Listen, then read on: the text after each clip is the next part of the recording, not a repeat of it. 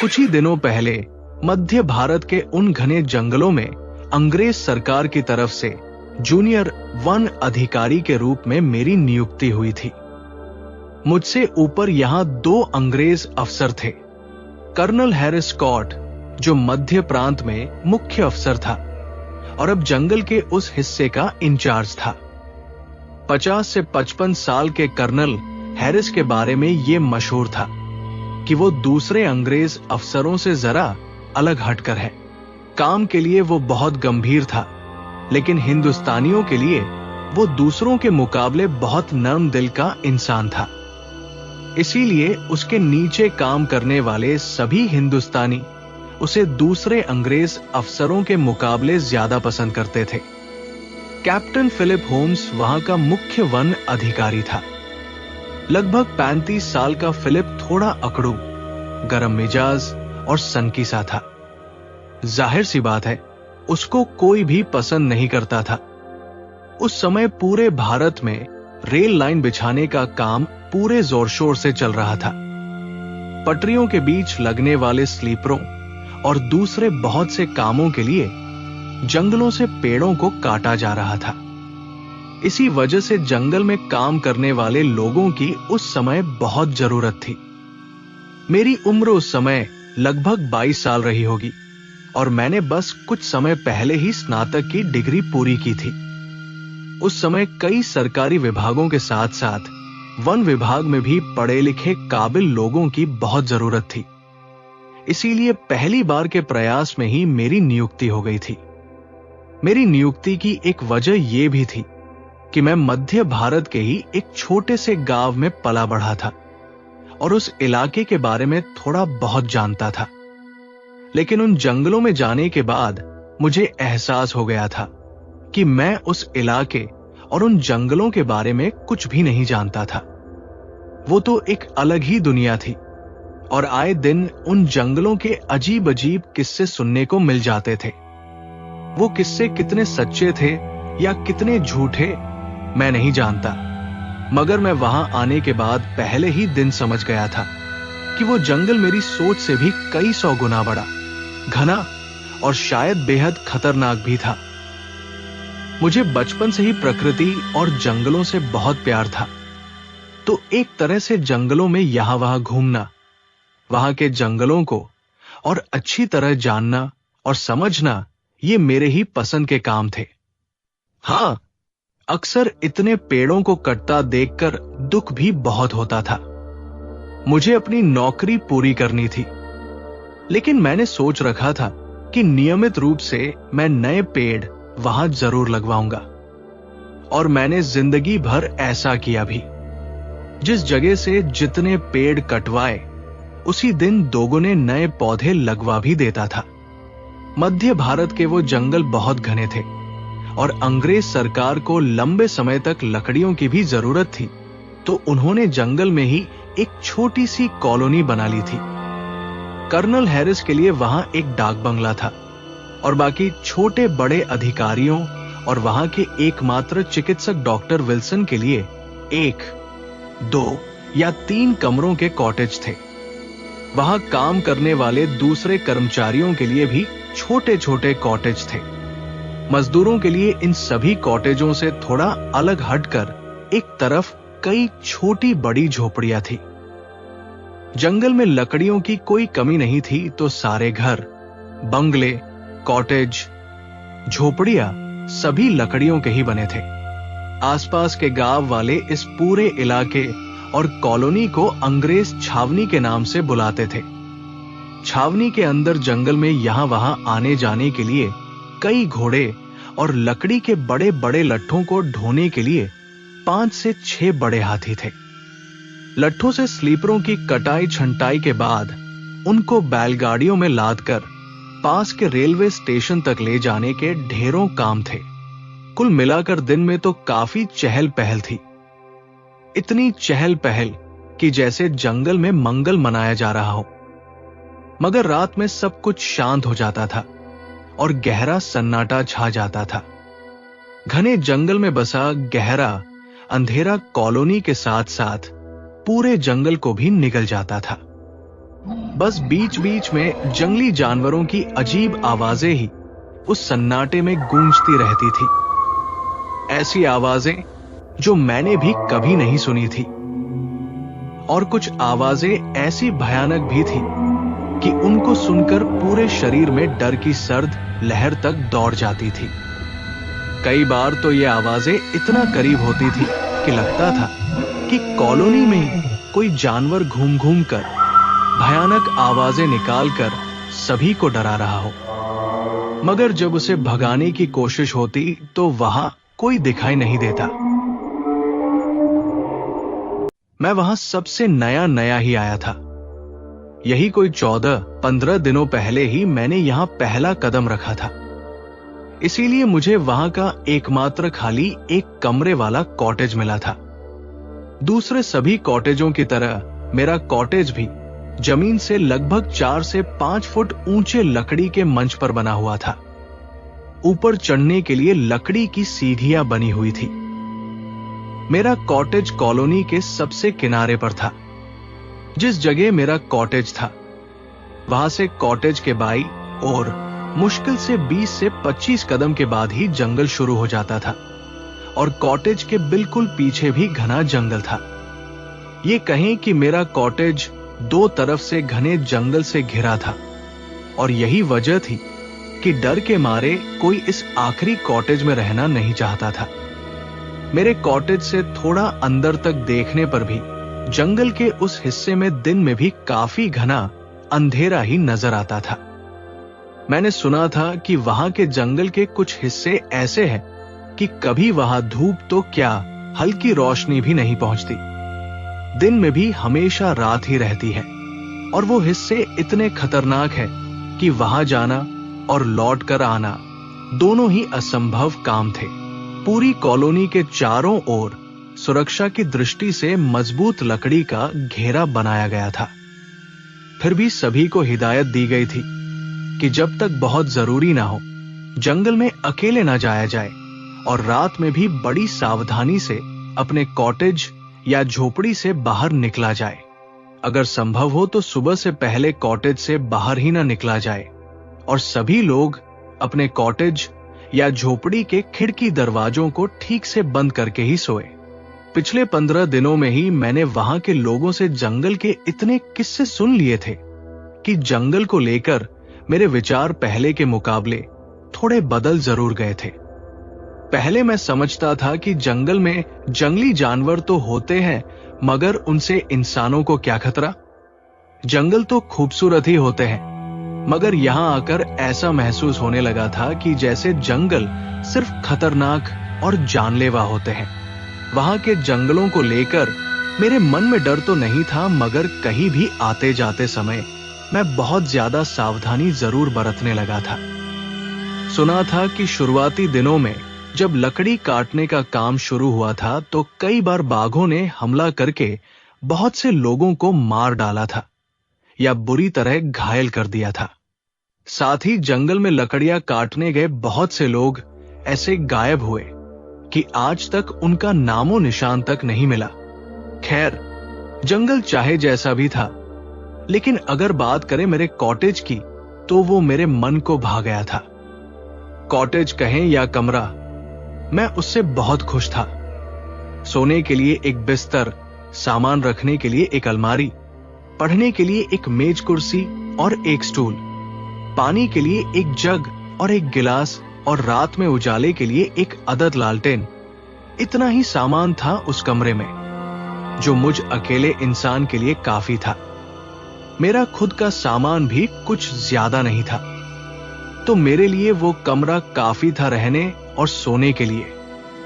कमरे के पीछे की तरफ एक खिड़की थी जिस पर लकड़ी के दरवाजे लगे थे लेकिन पूरी खिड़की लोहे की बारीक जाली से ढकी थी।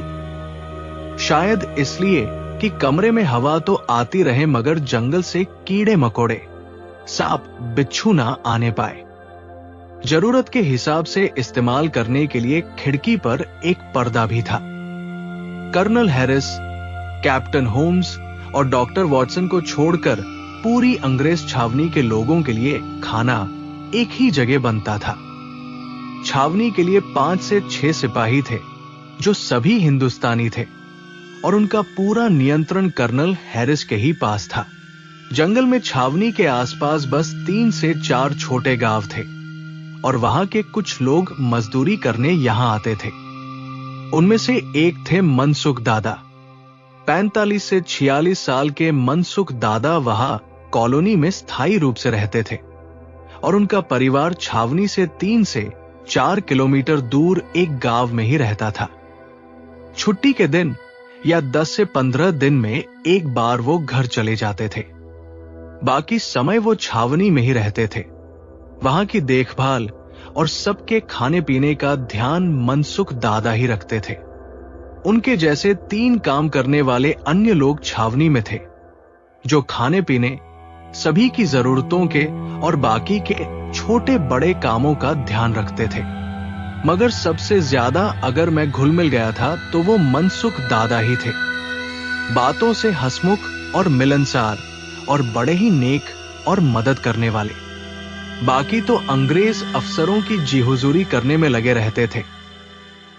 किन्हीं वजहों से देश भर में रेल की पटरियां बिछाने का काम एकदम से जोर पकड़ने लगा था। उसके लिए लकड़ी के स्लीपरों की मांग भी बढ़ने लगी थी। हाईकमान से आदेश आया तो कर्नल हैरिस ने कैप्टन फिलिप और मुझे सागौन के पेड़ों को खोजने के लिए नई साइट ढूंढने का आदेश दिया। सागौन की लकड़ी सबसे मजबूत होती है और रेलवे स्लीपरों के लिए तो वो सबसे बेहतरीन लकड़ी मानी जाती है, क्योंकि किसी भी मौसम की मार को वो आसानी से झेल जाती है। और मध्य भारत के उन जंगलों में मिलने वाले सागौन के पेड़ दुनिया के सबसे बेहतरीन और मजबूत पेड़ माने जाते थे। जंगल में हजारों तरह के पेड़ थे, मगर सागौन के पेड़ जंगल के कुछ खास हिस्सों में ही मिलते थे। जंगल में कहीं कहीं तो आसानी से पहुंचा जा सकता था और किसी हिस्से में पहुंचना बड़ा मुश्किल और जोखिम का काम था। मैं तो वहां नया था और फिलिप भी अभी 2 महीना पहले ही वहां आया था। इतने ही दिनों में छावनी के लोगों से उसने बाघों, भूत प्रेतों, मायावी चुड़ैलों और उनके हमलों की दर्जनों कहानियां सुन ली थी। लोग तो ऐसा भी बताते थे कि बड़े से बड़े घोड़े जैसे जानवरों को भी वहां के बाघ बड़ी आसानी से जंगल में खींच कर ले जाते थे। लोगों ने मजे लेने के लिए फिलिप को मसाला लगा लगाकर ऐसी कहानियां सुना दी थी कि वो घने जंगलों में जाने से डरता था। आज भी वो जाना नहीं चाहता था, मगर कर्नल हैरिस का आदेश मानना उसकी मजबूरी थी।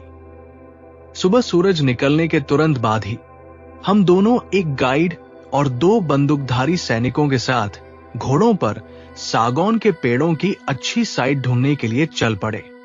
सुरक्षा की दृष्टि से सबसे पहले हमने जंगल के उथले और कम घने हिस्सों की खोजबीन की, मगर कोई सफलता हाथ नहीं लगी।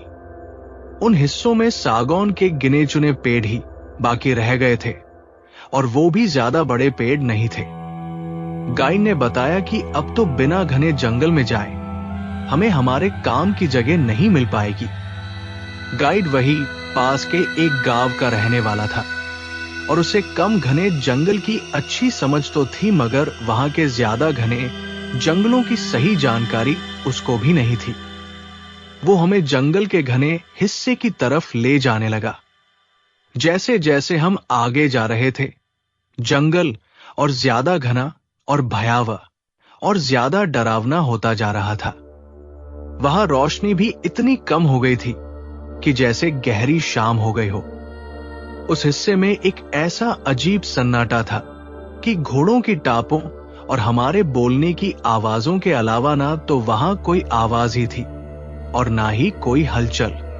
सैनिकों ने सुरक्षा की दृष्टि से अपने साथ लाई हुई अपनी अपनी मशालें जला ली थी, मगर उन मशालों की रोशनी को भी जंगल का वो अंधेरा जैसे निगले जा रहा था।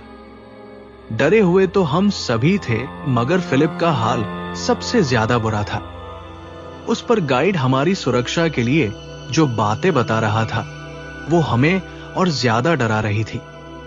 साहेब, यहाँ के बाघ तेंदुए तो महाशिकारी हैं ही, मगर यहाँ के मायावी तो और बड़े शिकारी हैं। अगर घने जंगल में कोई खूबसूरत औरत, लड़की या कोई बच्चा दिखाई दे तो रुकना मत और ना ही उस पर कोई ध्यान देना। बुलाए, आवाज दे या कोई लालच दे तो जाना मत, बात मत करना। रोए, गिड़गिड़ाए मदद मांगे तब भी उसके नजदीक मत जाना। वो पक्का कोई मायावी होगा। सोचो, इतने घने जंगल में भला कोई इंसान क्यों आएगा? वो तो कोई भूत, प्रेत, चुड़ैल या कोई पिशाच कुछ भी हो सकता है। एक बार उनके जाल में फंसे तो फिर वो आपको भी खा जाएंगे, खून चूस लेंगे। आप मरोगे नहीं, बस उनकी तरह मायावी बन जाओगे और सैकड़ों सालों तक इसी जंगल में मायावी बनकर भटकते रहोगे। इसीलिए जैसे ही ऐसी कोई विचित्र चीज या इंसान नजर आए, तुरंत वहां से भागने की कोशिश करना। सबसे पहले अपनी जान बचाना। गाइड खुद बहुत डरा हुआ था और हमारे भले के लिए सब बता रहा था, मगर फिलिप की तो जैसे सिट्टी पिट्टी गुम हो गई थी। जब उससे बर्दाश्त नहीं हुआ तो वो गाइड को डांटते हुए बोला, you stupid, stop your story. अगर आगे तुम एक वर्ड भी बोला तो हम तुमको यही फेंक देगा। You understand. उसका ये हाल देखकर हंसी तो बहुत आई, मगर मेरे खुद के अंदर छुपे डर और फिलिप से जूनियर होने की मजबूरी में हंस नहीं पाया और अपनी हंसी दबाकर रह गया। पता नहीं उस घने हिस्से में हम ना जाने कितनी दूर तक आ गए थे। तभी गाइड ने एक तरफ इशारा किया। वो हिस्सा सागौन के बड़े और पुराने पेड़ों से भरा पड़ा था। वहां इतने सारे और बड़े पेड़ थे कि करीब 1 साल के लिए हम एक ही जगह से लकड़ियों की खेप लगातार भेज सकते थे। ये देखकर जैसे बड़ी राहत महसूस हुई। हमने वहां पेड़ों पर निशान बनाते हुए वापस लौटना शुरू कर दिया। काफी दूर आने के बाद हम सभी के घोड़े अचानक रुक गए और पैरों को पटक कर हिनहिनाने लगे। किसी को समझ नहीं आया कि क्या हुआ। घोड़ों को ऐड लगाकर आगे बढ़ाने की कोशिश की तो घोड़े बिदकने लगे। मैंने गाइड से पूछा, क्या हुआ? ये घोड़े ऐसा बर्ताव क्यों कर रहे हैं? साहेब, आसपास कोई खतरनाक जानवर या कोई और जीव छुपा हुआ है जिससे हमें खतरा हो सकता है। घोड़ों को उसकी गंध या झलक मिल गई है, इसलिए वो बिदक रहे हैं। वो डर कर इधर उधर देखते हुए बोला, व्हाट नॉनसेंस। कोई जानवर है तो दिखता क्यों नहीं है? फिलिप ने डर और गुस्से से कहा। एक सैनिक मशाल की रोशनी में देखने की कोशिश करते हुए 15 से 20 मीटर दूर एक झाड़ी की तरफ इशारा करके हकलाते हुए बोला, सर, वहां झाड़ियां हिल रही हैं। शायद वहां एक बाघ है जो हम पर घात लगाकर बैठा है। You idiot! जब बाघ दिखता है तो बंदूक क्या हमको दिखाने के लिए लाया? Shoot him! फिलिप चिल्लाया। मशाले गाइड को पकड़ाकर दोनों सैनिकों ने अपने कंधों से बंदूकें उतारी और बाघ का निशाना लेने लगे, मगर उनकी इस हरकत से बाघ भी चौकन्ना हो गया और एक जोरदार दहाड़ के साथ छलांग लगाकर ठीक हमारे सामने कूद पड़ा। उसकी दहाड़ और अचानक इस तरह हमारे सामने आते ही सारे घोड़े डर से बिदक गए और 100 गुना तेजी से सारे घोड़े अनियंत्रित होकर यहाँ वहां भाग लिए। मेरा घोड़ा भी सरपट भागे जा रहा था और मुझे ऐसा लगा कि बाघ मेरे ही पीछे है। मैंने हिम्मत करके गर्दन घुमाई तो सचमुच वो मेरे ही पीछे था। मैंने घोड़े को जोरदार ऐड लगानी शुरू की और वहां से भाग निकला। मैं बहुत देर तक घोड़े को ऐसे ही दौड़ाता रहा। कुछ देर बाद घोड़ा भी थक कर हांफने लगा तो मैंने लगाम खींची। पीछे मुड़कर देखा तो बाघ का तो कोई नामो निशान नहीं था, मगर मुझे पता नहीं था कि मैं अब ना जाने जंगल के किस हिस्से में आ चुका था। वो हिस्सा कम घना था मगर मेरे लिए पूरी तरह अनजान था। डर और बदहवासी के मारे बुरा हाल था। समझ नहीं आया कि अब वापस कैसे जाया जाए। जिस रास्ते से आया था उस रास्ते पर तो बाघ होगा, इसलिए उधर से जाना तो किसी भी तरह समझदारी का काम नहीं लगा। आगे बढ़ना ही सही निर्णय था। मैंने सोचा कि आगे चलता रहा तो कहीं न कहीं वापसी का रास्ता खोज ही लूंगा, इस उम्मीद में कि शायद कहीं तो रास्ता मिलेगा। इधर उधर नजर जमाते हुए मैंने धीमी गति से घोड़े को आगे बढ़ा दिया। काफी दूर चलने के बाद मुझे महसूस हुआ कि मैं रास्ता भटक गया हूं। मैं घूम फिरकर एक बड़े से हिस्से में ही चक्कर काट रहा था। मेरा मन रह रह कर खुद ही गवाही देने लगा था कि ये जंगल सचमुच मायावी है। जैसा गाइड ने बताया था कि अगर मैं यहां किसी मायावी का शिकार बन गया तो ना जाने कब तक यहां भटकता रहूंगा। मेरा मन अजीब सी आशंकाओं के बीच घबराहट से हिचकोले खा रहा था। एक तो डर से बुरा हाल था, ऊपर से गर्मी भी बढ़ गई थी और सूरज एकदम सिर पर चमक रहा था। उसकी वजह से दिशा का भी अंदाजा नहीं लग पा रहा था। जहां पेड़ों की छाव थी वहां भी उमस होने के कारण बहुत पसीना आ रहा था। हवा बिल्कुल नहीं चल रही थी और जंगल भी एकदम शांत था, जैसे किसी तूफान के आने से पहले की शांति हो। मुझे बहुत तेज प्यास लगी थी और घोड़ा भी हाफ रहा था। साफ था कि वो भी बहुत थक चुका था और प्यासा था। मैंने अंदाजा लगाकर फिर से एक तरफ बढ़ना शुरू कर दिया। कुछ दूर जाने पर एक हल्की सी आवाज ने मेरा ध्यान खींचा। मैंने ध्यान लगाकर उस आवाज को सुनने की कोशिश की। कहीं से पानी के बहने की आवाज आ रही थी। उस आवाज को सुनकर मुझे थोड़ी हिम्मत सी मिली। मैंने घोड़े को आवाज की दिशा में मोड़ दिया। मेरा अंदाजा सही निकला। कुछ दूर चलने के बाद पेड़ थोड़े कम होने लगे और जंगल का एक खुला सा हिस्सा दिखाई देने लगा। थोड़ा आगे बढ़ने पर एक छोटी सी और कम गहरी धारा नजर आई। मैं घोड़े से उतरा और उस धारा के किनारे तक आ गया। मेरे बाईं तरफ छोटी सी बहुत कम ऊंचाई की सपाट पहाड़ी थी, जहां से पानी की अनगिनत पतली धारों वाला झरना नीचे गिरकर उस धारा का निर्माण कर रहा था, या कहें तो एक छोटी सी नदी का रूप ले रहा था। ऊपर से गिरता हुआ दूध जैसा सफेद पानी धारा में बिल्कुल साफ और स्वच्छ होकर बह रहा था। सूरज की रोशनी पड़ने पर पानी बिल्कुल पारदर्शी कांच की तरह चमक बिखेर रहा था। धारा में मुश्किल से टखनों तक ही पानी था और पानी के नीचे क्या क्या है सब साफ दिखाई दे रहा था। इतना साफ और स्वच्छ पानी देखकर मुझसे रहा नहीं गया और मैंने घोड़े की लगाम छोड़ दी और झुककर जी भरकर पानी पिया और अच्छी तरह मुंह हाथ धोकर खुद को तरोताजा किया। घोड़े ने भी अच्छी तरह पानी पी लिया तो मैं उठ गया और घोड़े की लगाम वापस थाम ली। मैंने अब आराम से चारों तरफ का मुआयना करना शुरू कर दिया। धारा के पार ही घने पेड़ों की कतार थी और पेड़ों को पार करके एक छोटी पहाड़ी थी, वो भी हरे भरे घने पेड़ों से ढकी हुई थी। धारा के उस पार छोटी पहाड़ियों की एक लंबी कतार धारा के साथ साथ दूर तक जा रही थी।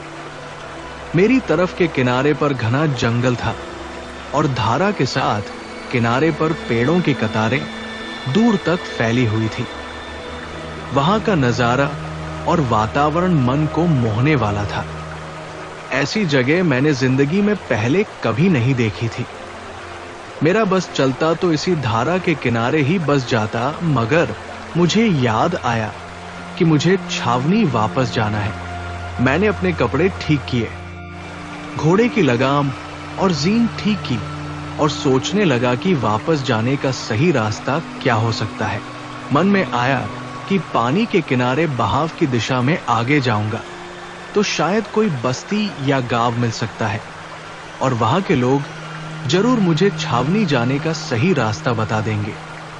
अभी मैं ये सब सोच ही रहा था कि तभी मुझे अपने पीछे एक आहट सुनाई दी। मुझे लगा कि फिर से कोई बाघ या तेंदुआ मेरे पीछे घात लगाए बैठा है। अब मैं इसके लिए बिल्कुल तैयार नहीं था। थोड़ी देर पहले ही एक बाघ मेरे पीछे पड़ा था और अब एक और बाघ? नहीं नहीं, अब और नहीं। मेरा घोड़ा डरकर लगभग भाग ही जाता अगर मैंने उसकी लगाम जोर से नहीं पकड़ी होती। मैंने डरकर सिर पीछे घुमाया और इस बार और ज्यादा हैरान हो गया। इस बार ना कोई बाघ था और ना कोई तेंदुआ या कोई और जानवर। ये तो कुछ और ही बला थी।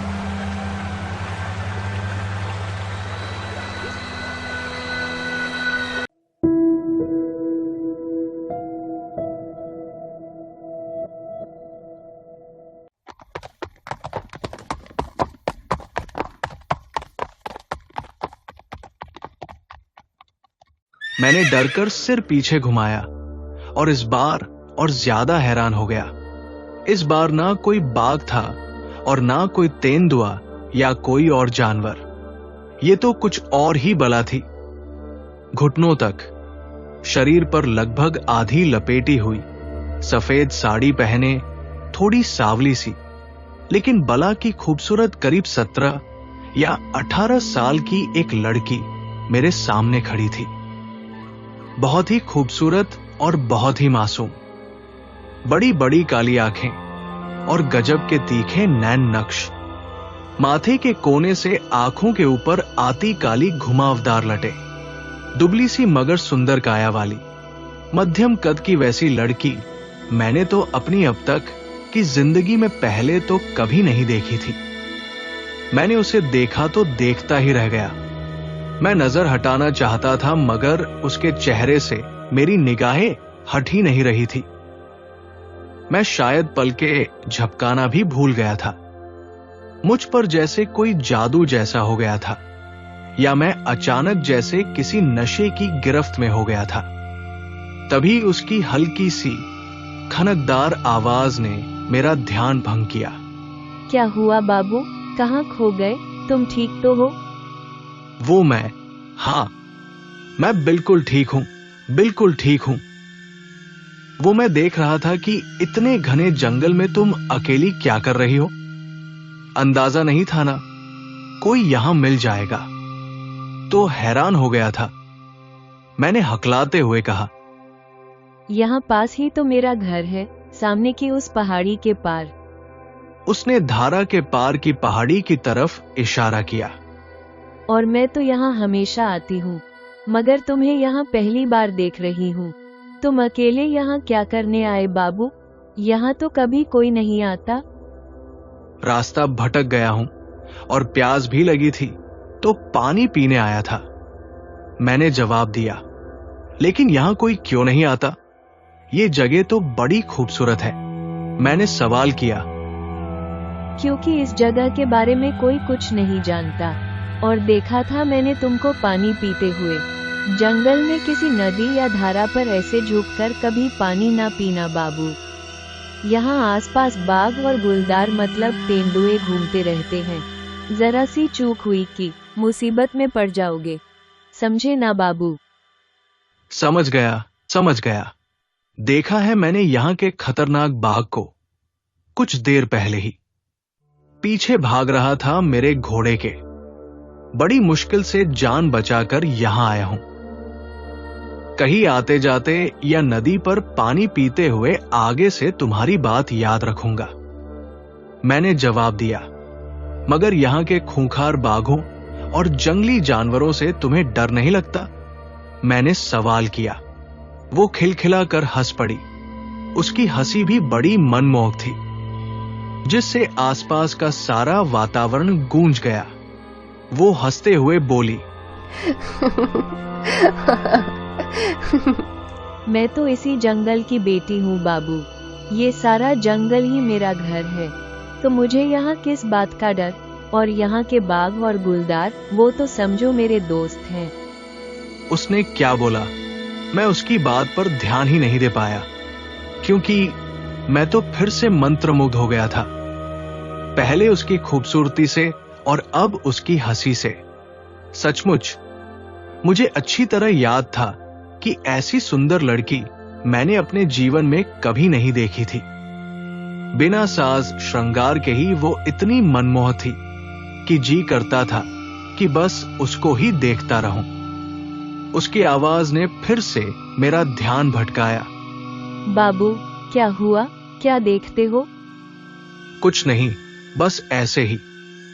मैं हड़बड़ा गया और फिर संभलते हुए एक कदम उसकी तरफ बढ़ाया और पूछा, अच्छा, क्या तुम मेरी एक मदद करोगी? मैं जरा सा ही उसकी तरफ आगे बढ़ा था कि एक भीनी सी मदहोश करने वाली खुशबू से सराबोर हो गया। मैं उन एक दो पलों में ही जैसे नशे से अपनी सुध बुध खो सा गया। जिस तरह मैं एक कदम आगे बढ़ा था और वो एक कदम तुरंत पीछे हट गई, और जिस तरह अचानक सुगंध आई थी वैसे ही बंद हो गई। मैं कुछ और कहता या पूछता, वो बोल पड़ी। कैसी मदद चाहिए बाबू? मैं रास्ता भटक गया हूं। मुझे वापस उस जगह जाना है जहां उसने मुझे बीच में ही टोक दिया। छावनी जाना है ना बाबू? हाँ, मगर तुम्हें कैसे पता लगा? मैंने हैरान होकर पूछा। इस जंगल में आए सारे अनजान और बाहर के लोग वहीं रहते हैं, और तुम्हारे कपड़े भी बता रहे हैं कि तुम वहीं के रहने वाले हो। तभी ऐसा लगा किसी ने मेरा नाम पुकारा, सत्येन, सत्येन साहिब। आवाज सुनते हो तो वापस आवाज देना साहिब। बार बार कुछ लोग मेरा नाम पुकार रहे थे। लगता था कोई दल मुझे ही ढूंढने निकला था। लगता है यहाँ कोई आ रहा है बाबू, अब मुझे जाना होगा। वो धारा की तरफ बढ़ते हुए बोली, रुक जाओ, वो मुझे ही ढूंढ रहे हैं, तुम्हें उनसे कोई खतरा नहीं होगा। मैंने उसे आवाज देकर रोकना चाहा, मगर वो नहीं रुकी और दौड़कर धारा पार कर गई। मैंने आवाज लगाई, अपना नाम तो बताती जाओ। अगर अगली बार मिलने आओगे तो बताऊंगी। वो एक पल के लिए रुकी और बिना मेरी तरफ मुड़े जवाब दिया और आगे बढ़ गई। मैंने फिर से आवाज लगाई, मगर कहां मिलो। मेरी बात पूरी नहीं हुई और वो सामने के घने पेड़ों की कतार में चली गई और आंखों से ओझल हो गई। मैं कुछ पल उस तरफ ही देखता रहा कि शायद फिर से उसकी एक झलक मिल जाए, मगर फिर उसका साया भी नजर नहीं आया।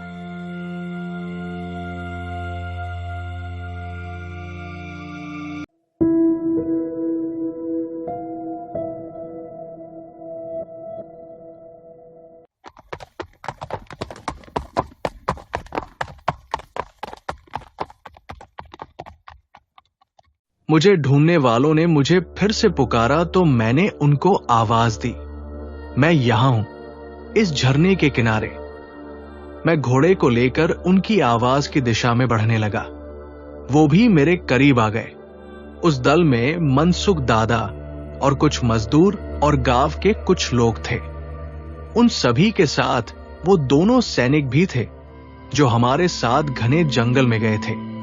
उन्होंने ही बाघ को मेरा पीछा करते देख लिया था और उनको डर था कि बाघ ने कहीं मुझे शिकार ना बना लिया हो। किसी अनहोनी के डर से घबराए मनसुख दादा मुझे ढूंढने वाले दल के साथ आए थे। दादा मुझे सही सलामत देखकर बोले, भगवान का शुक्र है कि तुम ठीक हो साहिब। बाघ तुम्हारे पीछे पड़ा था। ये बात सुनकर मेरी तो जैसे जान निकल गई थी। बड़े नसीब वाले हो साहिब कि तुमको एक खरोंच तक नहीं आई। मैं बिल्कुल ठीक हूं दादा, लेकिन बाकी सब तो ठीक है ना? मैंने चिंता भरे स्वर में पूछा। एक सैनिक ने जवाब दिया, सब ठीक है, मगर छावनी पहुंचने से ठीक पहले कैप्टन फिलिप्स साहिब अपने अनियंत्रित घोड़े से गिर गए और उनके हाथ की हड्डी टूट गई है। सही इलाज के लिए कल ही उनको वापस भेजने की तैयारी की जा रही है। ओह, ये तो बहुत बुरा हुआ। मैंने संवेदना प्रकट की। हम सभी वापस छावनी लौट आए। मैं कैप्टन फिलिप और कर्नल हैरिस से मिला। फिलिप हाथ टूट जाने के बाद भी अंदर ही अंदर खुश लग रहा था। शायद इस भयानक जंगल से छुटकारा पाकर वापस जाने की खुशी उसके टूटे हाथ के दर्द से ज्यादा ही थी। कर्नल ने बताया कि फिलिप के जाने पर जब तक कोई और अफसर वहां नहीं आ जाता तक मैं वहां का मुख्य वन अधिकारी बनकर रहूंगा और उसके सारे काम अब मैं ही संभालूंगा। मैं ये सुनकर बहुत खुश हुआ कि अचानक ही मेरी तरक्की हो गई, मगर ये खुशी सिर्फ अगले दिन तक ही थी। उस दिन से अगले कई दिनों तक मेरे ऊपर काम का इतना बोझ आ गया कि दिन में तो मुझे जरा भी समय मिलना बंद हो गया। फिलिप के सारे काम अब मेरे हाथ में थे। साथ ही नई साइट से पेड़ों की कटाई का काम भी शुरू होना था। उसके लिए तैयारी करनी थी। हमारे पास सिर्फ 5 हाथी थे और जंगल के नए बड़े पेड़ों को उठाने के लिए हमें कम से कम 8 और हाथियों की जरूरत थी। कुछ नए मजदूर भी चाहिए थे जो नए पेड़ों की कटाई का काम कर सके। ऊपर से वहां बाघों का भी खतरा था, तो काम करने वाले सभी लोगों की सुरक्षा का इंतजाम करना था और उसके लिए नए सैनिक भी चाहिए थे। एक एक करके मैंने सारे काम निपटाने शुरू किए। नए मजदूरों और कुछ नए सैनिकों को भर्ती किया गया। जंगल के दूर दराज के गांवों के उन लोगों से संपर्क किया जिनके पास पालतू हाथी थे और उनको अपने साथ काम करने के लिए राजी किया। आसपास के गांव वालों से अच्छा परिचय होने के कारण इन सब कामों में मनसुख दादा ने मेरी बहुत मदद की। इन सब में करीब 3-4 हफ्तों का समय लग गया। कर्नल हैरिस के साथ पूरी तैयारी के बाद एक दल गाइड के दिखाए रास्ते पर जंगल के उस हिस्से में जा पहुंचा जहां से सागौन के पेड़ों की अनगिनत कतारें शुरू हो रही थी। सबसे पहले मजदूरों को झाड़ियां और छोटे मोटे पेड़ों को साफ करके एक कच्चा रास्ता बनाने का आदेश दिया गया। अभी झाड़ियों को साफ करना शुरू ही किया था कि एक झाड़ी के पीछे से एक बड़े से बाघ ने मजदूरों पर हमला कर दिया। बाघ ने कई लोगों को घायल कर दिया। वहां भगदड़ मच गई और बचने के चक्कर में यहां वहां गिरने टकराने से कई मजदूर घायल हो गए। तभी पेड़ों के पीछे से एक और बाघ आकर घोड़ों के ऊपर झपट पड़ा। सारे घोड़े भी बुरी तरह बिदक कर काबू से बाहर हो गए। अचानक मायावी साए की तरह 2 और बाघ झाड़ियों से बाहर आकर लोगों पर हमला करने लगे। कर्नल हैरिस ने अपनी पिस्तौल निकालकर बाघों पर गोली चलानी चाही, मगर घोड़े के इधर उधर भागने और बिदकने की वजह से पिस्तौल उसके हाथ से गिर गई। 2-3 सैनिकों ने किसी तरह घोड़ों को काबू करके जगह बनाकर बाघों पर गोलियां चलाई। हड़बड़ी में किसी का निशाना सही नहीं लगा, मगर गोलियों की आवाजें सुनकर बाघ वहां से भाग गए। जैसे तैसे सबने मिलकर एक दूसरे को और घायलों को संभाला। शुक्र था कि किसी की जान नहीं गई, लेकिन 3 घोड़े, 12 मजदूर और 5 अफसर बुरी तरह घायल हुए थे और कई लोगों को हल्की फुल्की चोटें या खरोंचें लगी थी। हम सभी बड़ी मुश्किल से घायलों को लेकर वापस छावनी आए। कई दिनों तक सभी का इलाज चलता रहा। वहां डॉक्टर वॉटसन को अकेले इतने घायलों को संभालने में बड़ी दिक्कत हुई। मनसुख दादा और वहां के कुछ और लोगों ने मेरे साथ डॉक्टर विल्सन की मदद की, तो सभी का इलाज करना संभव हुआ। कर्नल हैरिस और मैंने मजदूरों को बहुत समझाया, मगर उनको समझा बुझाकर काम के लिए राजी करना लगभग असंभव हो गया। डर की वजह से कोई भी मजदूर जंगल के उस हिस्से में जाने के लिए अब बिल्कुल भी तैयार नहीं था। बहुत से मजदूर और गांव वाले तो ये भी बोल रहे थे कि जंगल का वो हिस्सा शापित है। मनसुख दादा भी बोल रहे थे कि आज तक उन्होंने भी कभी नहीं सुना था कि एक साथ 4 बाघों ने इस तरह से हमला किया हो। उनका कहना था कि बाघ हमेशा अकेले ही रहना पसंद करते हैं, मगर यहां तो बाघ झुंड बनाकर हमला कर रहे थे, वो भी सीधे इंसानों का शिकार, जबकि जंगल में शिकार के लायक जानवरों की कोई कमी नहीं थी। उनको पूरा यकीन था कि वो साधारण बाघ नहीं बल्कि घने जंगल के मायावी थे। ऊपर से हम हिम्मत जरूर दिखाने का बहाना कर रहे थे, मगर कर्नल हैरिस और मैं भी काफी डरे हुए थे। लेकिन हमें काम तो करना ही था। डरने से तो हमारा काम नहीं चलना था। हमने विचार किया कि किसी तरह से मजदूरों को तैयार किया जाए और काम को आगे बढ़ाया जाए, क्योंकि आलाकमान से लकड़ियों की बड़ी खेप जल्दी से जल्दी भेजने का बहुत ज्यादा दबाव था। बहुत सोच विचार कर यह तय हुआ कि जब वहां पेड़ काटे जाएंगे, कड़ी निगरानी की जाएगी। जहां भी कटाई का काम होगा, उसके चारों तरफ एक बाड़ बनाकर मजबूत घेरा बनाया जाएगा। जगह जगह मचान बनाकर उन पर बंदूकधारी सैनिकों को बैठा दिया जाएगा और बाघों के आने पर वो सभी को सूचना भी दे देंगे। जरूरत पड़ी तो बाघों पर गोली चलाकर उनका शिकार किया जाएगा। किसी भी इंसान को खतरे में नहीं डाला जाएगा। और मुझे ये आश्वासन देना पड़ा कि काम के समय हर समय मैं वहां मौजूद रहूंगा। सभी को मेरा द्वारा विश्वास दिलाना कुछ हद तक सही काम कर गया। बड़ी ही सावधानी से वहां ये सब काम शुरू किया गया और इस तरह से सागौन की लकड़ियां काटी जाने लगी। सूरज उगने के बाद ही बंदूकधारी सैनिकों और अफसरों के साथ वहां मजदूर काम करने जाते थे और शाम होने से बहुत पहले ही वहां से मजदूरों को बाहर निकाल लिया जाता था। बाघों ने कई बार घात लगाने का प्रयास तो किया था, मगर मचान पर बैठे बंदूकधारियों की निगरानी में वो ऐसा नहीं कर पाए। ताज्जुब की बात यह थी कि कई बार सैनिकों ने बाघों के शिकार की कोशिश की, मगर सही निशाना लेकर गोलियां चलाने के बाद भी कोई बाघ मारा नहीं गया। गोलियां चलने के साथ ही बाघ घने जंगल में किसी भूत की तरह गायब हो जाते थे। ये सब पूरी तरह मायावी खेल जैसा चल रहा था। वो बाघ जंगल में एक तरफ गायब हो जाते थे और अचानक दूसरी तरफ से प्रकट होकर फिर हमला करने का प्रयास करते थे। इसी वजह से उनके मायावी होने पर सभी को पूरा यकीन हो गया था। इसीलिए एक एक पल के लिए सुरक्षा का कड़ाई से पालन होता था।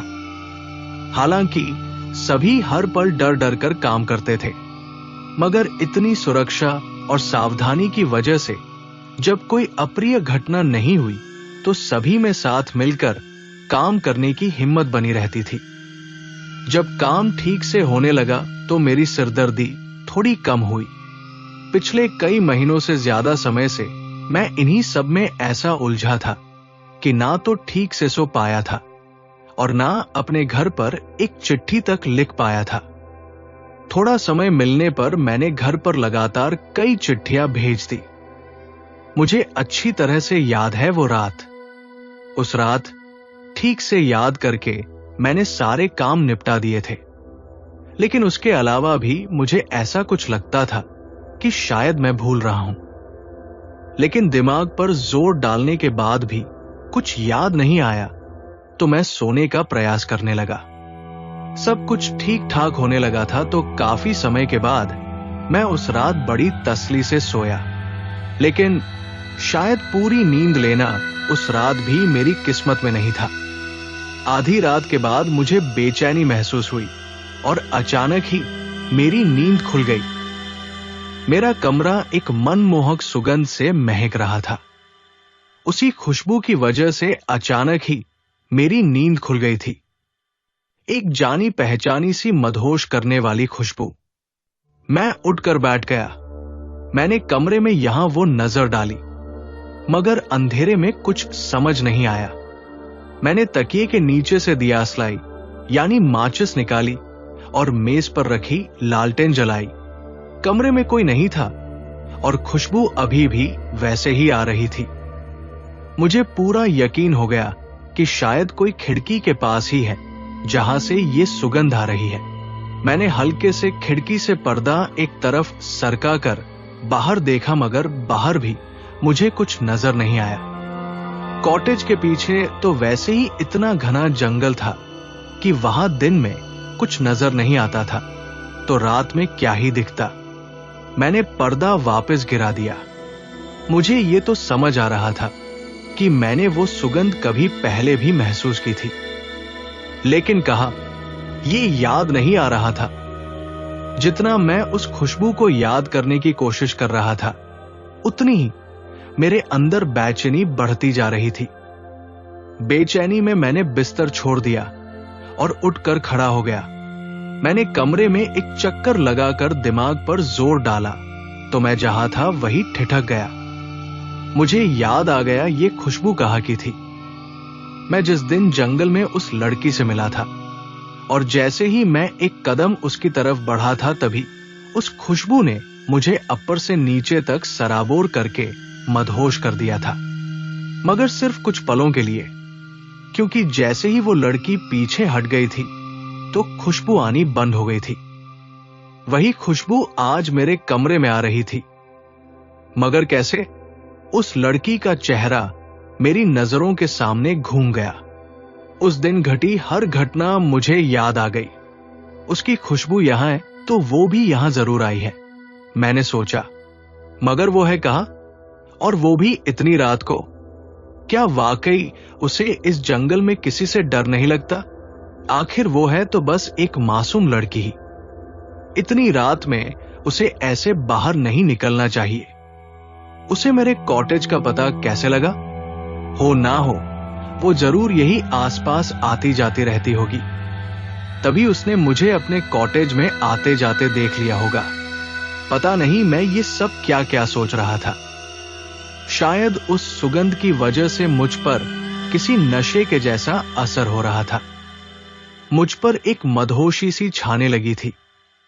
उसे पता चल गया है कि मैं यहां रहता हूं, इस कॉटेज में, तभी मुझे सताने के लिए वो यहां आई है। पक्का वो दरवाजे के बाहर ही खड़ी है। हां, यही बात है। देखने में वो बहुत मासूम है, मगर वो है बड़ी शरारती। मैं भी ऐसे ही दिखाता हूं कि जैसे मुझे कुछ पता ही नहीं, और दरवाजा खोलकर एकदम से उसे चौंका दूंगा। हां, यही सही रहेगा।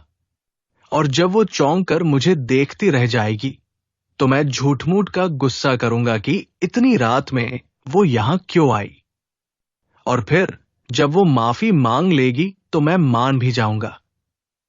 मैं जैसे नशे में झूम रहा था और ये सब अनाप शनाप सोच रहा था और अपने में ही बड़बड़ा रहा था, जैसे मेरे सोचने समझने की शक्ति खत्म हो गई थी और जैसे कोई और मुझ पर नियंत्रण किए बैठा था। उसी नशे जैसी हालत में मैं चुपके से दरवाजे के पास गया और झटके से दरवाजा खोलकर बाहर आ गया, लेकिन बाहर तो कोई नहीं था। मैंने इधर उधर झांक कर देखा, कहीं भी किसी का कोई नामो निशान नहीं था। मैं सीढ़ियों से नीचे उतरा और अपने कॉटेज के आसपास हर जगह देख लिया, मगर मुझे किसी की कोई आहट तक नहीं मिली। मैं वापस अपने कमरे में आ गया। कमरे से खुशबू खत्म हो चुकी थी, लेकिन मेरे ऊपर से वो अजीब सा नशा अभी भी नहीं उतरा था। मैं अपने बिस्तर पर बैठकर काफी देर तक तो यही सोचता रहा कि मुझे आखिर हुआ क्या है। एक घड़ी को मुझे ऐसा लगा कि कहीं मैं सपना तो नहीं देख रहा था। मुझे बहुत दुख और अफसोस हुआ कि काम के चक्कर में मैं उस लड़की को बिल्कुल ही भूल चुका था। मन में ऐसे विचार आने लगे कि पता नहीं मेरे इंतजार में वो कितनी बार झरने पर आई होगी। उसने मेरी राह देखी होगी, मगर मैं कभी उससे मिलने गया ही नहीं, तो वो दुखी मन से वापस लौट जाती होगी। मगर वो मेरी है कौन जो मेरे इंतजार में झरने पर आती होगी? वो मेरी कोई हो या ना हो, अब तक जो हुआ सो हुआ, लेकिन अब कैसे भी मैं उससे जरूर मिलूंगा। शायद ये खुशबू इसी बात की याद दिलाने के लिए मेरे कमरे में आई थी कि मुझे उससे मिलना ही चाहिए। मैं बिस्तर पर लेट गया, मगर अब मेरी आंखों में नींद ही कहाँ थी। मैं बाकी समय बिस्तर पर करवटें बदलता रहा और सुबह होने का इंतजार करता रहा। थोड़ी थोड़ी देर में खिड़की से पर्दा उठाकर देख रहा था कि सुबह की रोशनी की कोई झलक भी मिल जाए और मैं उठकर उसी झरने के पास जाऊं जहां वो लड़की मुझे पहली बार मिली थी। मगर बची हुई आधी रात खत्म होने का नाम ही नहीं ले रही थी। मैं बता नहीं सकता कि किस तरह बड़ी मुश्किल से मैंने वो रात काटी, और जैसे ही अंधेरा कुछ कम होता महसूस हुआ, मैं बिस्तर से उठा और कमरे से बाहर निकल गया। मैंने अस्तबल से एक घोड़ा निकाला और झरने की तरफ निकल गया। अभी ठीक से सुबह की रोशनी भी नहीं हुई थी। काफी अंधेरा था, मगर उस समय ना तो मुझे अंधेरे का डर था और ना ही किसी जंगली जानवर का, ना बाघ का डर और ना ही किसी भूत प्रेत या मायावी का। उस समय मुझ पर तो उस लड़की से मिलने का भूत सवार था। मुझे होश भी नहीं था कि मैंने पैरों में कुछ भी नहीं पहना है, ना जूते ना चप्पल। बस ऐसे ही कॉटेज से निकला और घोड़े पर सवार होकर पागलों की तरह जंगल में निकल गया। एक तो अभी तक अच्छा खासा अंधेरा था और मुझे ठीक से तो क्या उस झरने तक जाने का रास्ता बिल्कुल भी याद नहीं था, मगर ना जाने किस जादू के वशीभूत होकर मैं उस झरने के किनारे पहुंच गया। वहां झरने से गिरते पानी की आवाज तो साफ सुनाई दे रही थी, मगर ज्यादा कुछ साफ नजर नहीं आ रहा था। मैं घोड़े से उतरा, उसकी लगाम पकड़ी और धारा के और ज्यादा करीब आ गया और उस ओर देखने की कोशिश करने लगा जहां वो लड़की उस दिन भाग कर गई थी और पेड़ों की कतार में जाकर ओझल हो गई थी। मगर अंधेरे में कुछ समझ नहीं आया कि उस पार कोई है भी या नहीं।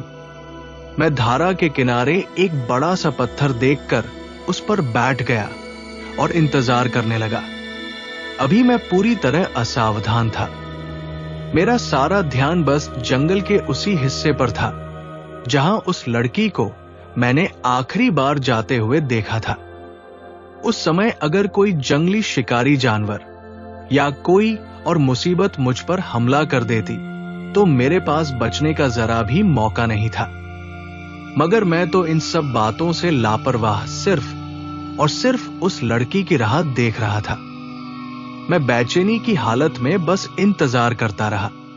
धीरे धीरे समय बीता और अंधेरा छट गया।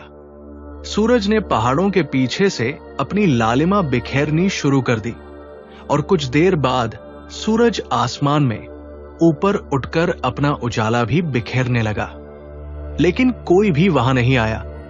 जब सूरज की तेज रोशनी में पानी की चमक से मेरी आंखें चौंधिया गई, तब जैसे मुझे होश आया कि मैं आखिर कर क्या रहा हूं। जान की परवाह किए बगैर मैं अंधेरे में छावनी से यहां उठकर चला आया, उस लड़की से मिलने जिससे मैं सिर्फ एक बार मिला हूं, जिसे ना मैं ठीक से जानता हूं, ना उसका नाम और पता ही मालूम है, और ना ही ये खबर कि वो सचमुच यहां आएगी भी कि नहीं, और सिर्फ इस गलतफहमी में कि कहीं वो भी मेरा इंतजार करती होगी। मैंने अपना माथा पीट लिया, अपने पैरों पर नजर डाली तो मेरे नंगे पैरों पर अनगिनत जोंक लिपटी हुई थी। हड़बड़ाकर जल्दी जल्दी मैंने अपने पैरों से सारी जोंक निकाल कर फेंकी। मेरे दोनों पैर जोंकों के काटने से लहूलुहान हो गए थे। धारा में मैंने अपने पैर धोए, मुझे खुद पर हंसी भी आने लगी। मैंने फिर से एक नजर उन पेड़ों की तरफ देखा और पत्थर से उठकर घोड़े की लगाम संभाली और वापस चल दिया। अभी मुश्किल से 20-25 कदम ही चला था कि एक जानी पहचानी सी सुरीली सी आवाज ने पीछे से मुझे पुकारा। बाबू, क्या हुआ? मुझसे मिले बिना जा रहे हो?